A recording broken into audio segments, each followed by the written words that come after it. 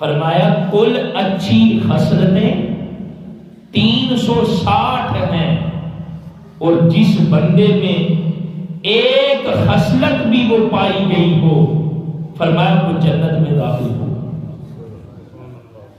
360 اچھی خصلتیں ہیں،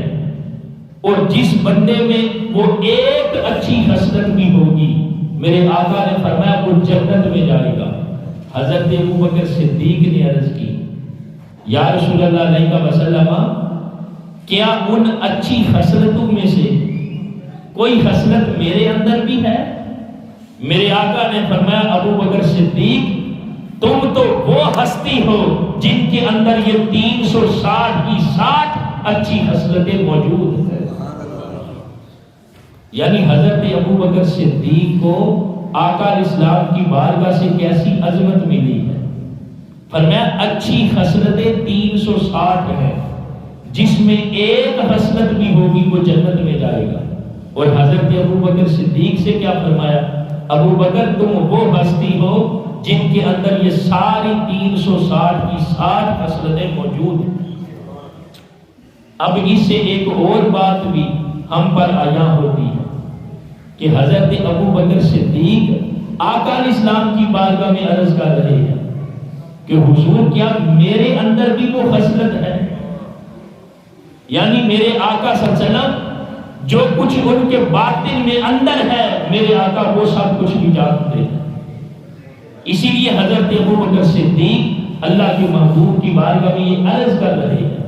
اور میرے آقا نے فرمایا تمہارے اندر یہ ساری خصلتیں موجود ہیں، اس لیے کہ ان صحابہ کا یہ ایمان تھا کہ ہم جو کچھ بھی کرتے ہیں ہمارے آقا صلی اللہ علیہ وسلم کو سب پتہ ہے، میرے حضور سب جانتے ہیں۔ اگر یہ ایمان جو صحابہ کا تھا، اگر یہ ایمان اور اس ایمان کی کیفیت اگر آج ہمیں بھی نصیب ہو جائے کہ ہم جو کچھ بھی کرتے ہیں ہمارے آقا صلی اللہ علیہ وسلم کی بارگاہ میں ہمارے وہ سارے اعمال پیش بھی کیے جاتے ہیں، اور ہمارے محبوب آقا ہمارے اعمال منقضہ بھی فرماتے ہیں، اگر یہ ایمان کی کیفیت ہمیں بھی نصیب ہو جائے تو ہماری زندگی گناہوں سے پاک نہ ہو جائے، ہمارا معاشرہ ہر قسم کی برائیوں سے پاک نہ ہو جائے، اگر صحابہ کرام کے ایمان والی جو کیفیت اور کمال ہے اس کا فیض اگر ہمیں بھی نصیب ہو جائے،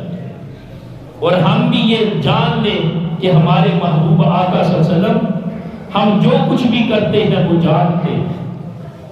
یہی تو ایمان صحابہ کا تھا، اور اسی کیفیت نے اور کمال ایمان نے صحابہ کی زندگی کو بدل دیا۔ اگر ہم بھی بدلنا چاہتے ہیں